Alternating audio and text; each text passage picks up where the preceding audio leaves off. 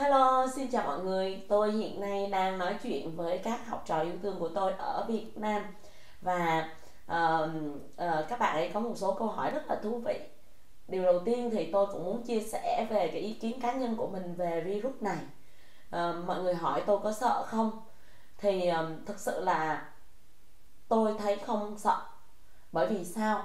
Bởi vì là trong thiền dạy tôi về sự sống và cái chết, và tôi tin rằng là mỗi người đến cuộc đời này đều có một cái sứ mệnh, và với tôi cũng có sứ mệnh của riêng mình, có cái mục đích sống của riêng mình.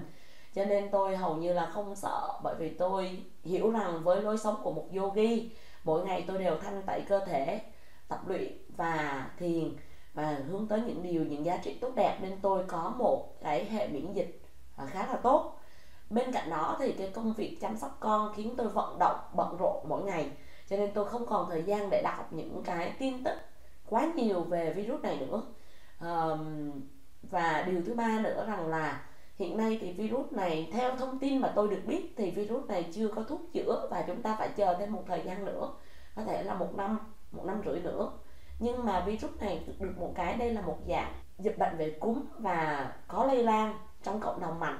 Tuy nhiên là hiện nay như chúng ta thấy là virus tấn công tới những cá nhân mà đã có bệnh nền tảng, tức là đã có những căn bệnh, ví dụ như là những căn bệnh nan y, người già, và có người già thì hệ miễn dịch suy yếu, cũng như những căn bệnh mà như là tiểu đường, tim mạch, huyết áp. Những người này thì đa số sẽ bị virus tấn công mạnh hơn. Tại vì sao vậy ạ? Tại vì những cơ quan nội tạng nơi bị bệnh đã suy yếu và hệ miễn dịch đã kém. Vậy thì cách duy nhất để làm lúc này là quẳng gánh lo âu mà vui sống. Có nghĩa là sao? Chỉ đọc thông tin vừa đủ, đi theo và tuân thủ tất cả những cái lời hướng dẫn của các chuyên gia cũng như nhà nước. Còn bên cạnh còn lại chỉ cần tư duy tích cực, vui vẻ và vững vàng với cái lối sống của mình, và tập luyện nhiều hơn, tích cực hơn.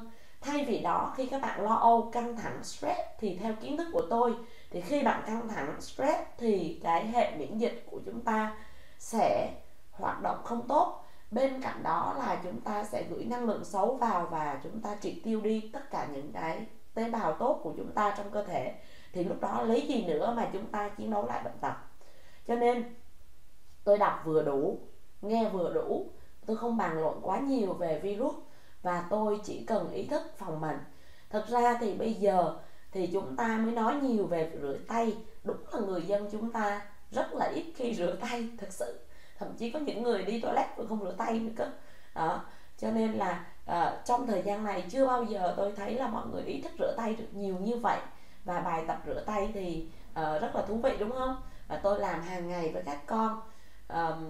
Nói đó, cá nhân tôi phòng bệnh như thế nào thì như tôi đã chia sẻ với mọi người. Và tôi sau khi mà tôi đi ra ngoài hoặc tiếp xúc một người về, tại vì mình không thể nào không tiếp xúc được, điều đầu tiên là tôi ý thức là đứng xa người đó, để tránh cho cái việc là nói chuyện mình cũng giảm cái âm lượng lại, nói chuyện nhỏ hơn, để tránh cái việc là khi mình trao đổi thì mình sẽ bị cái âm thanh, cái dung dịch, cái dịch vị của người ta bắn vào, thì lúc đây là cơ hội cho cái virus nó lây lan.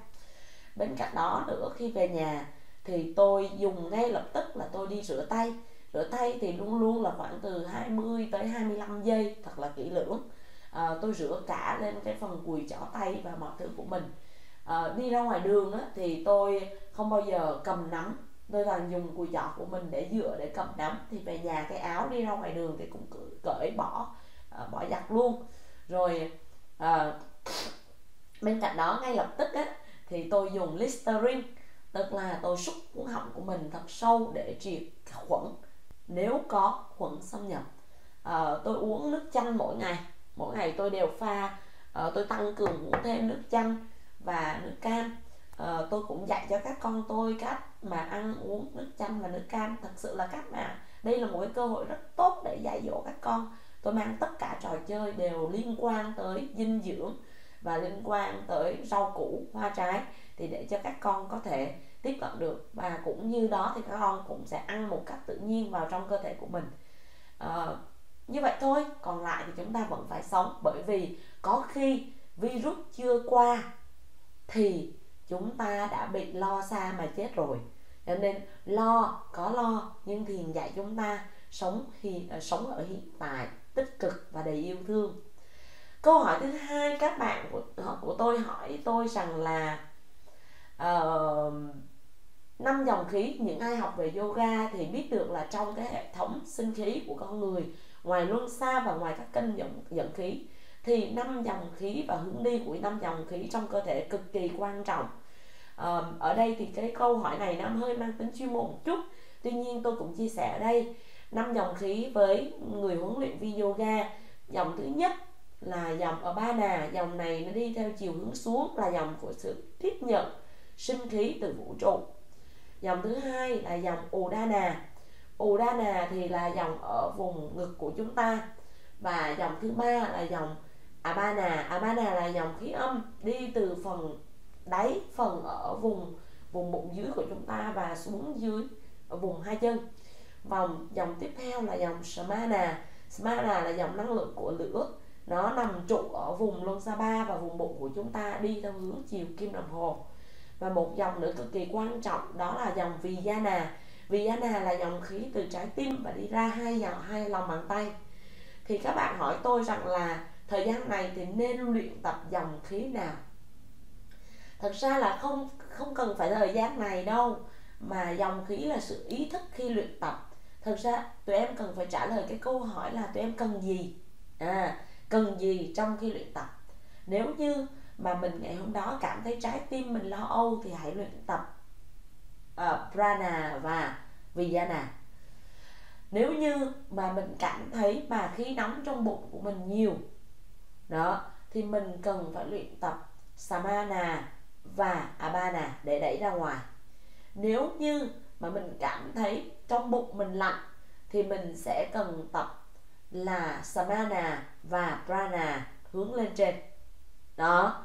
Vậy thì tùy theo cái cảm nhận của các em mà luyện tập khí không chỉ là theo tình huống cuộc sống xảy ra để luyện tập độ co giãn của thần kinh của các em, tức là neuron thần kinh của các em.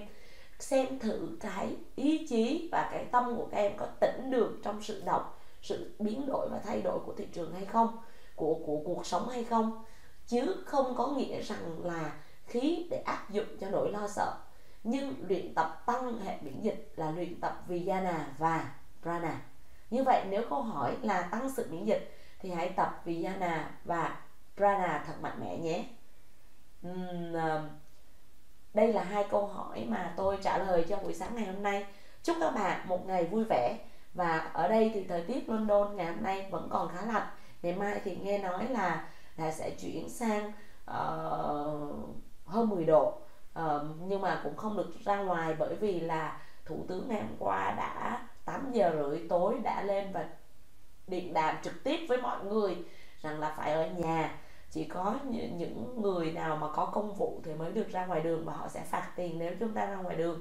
Cho nên tôi cũng phải ở nhà thôi, không ra ngoài đường được. Một ngày chỉ được ra ngoài một lần để tập thể dục. Chúng ta phải chấp nhận hoàn cảnh thôi. Bên này thì trời bắt đầu vào mùa thu, đã có hoa rất là đẹp rồi. Thỉnh thoảng tôi vẫn ra ngoài đường để ngắm hoa. Xin chào các bạn và xin hẹn lại các bạn trong những chương trình tiếp theo nhé. Và đừng quên bấm subscribe và comment phía dưới những gì các bạn muốn tôi chia sẻ. Tôi sẽ quay lại với các bạn ngắn thôi. Xin cảm ơn các bạn.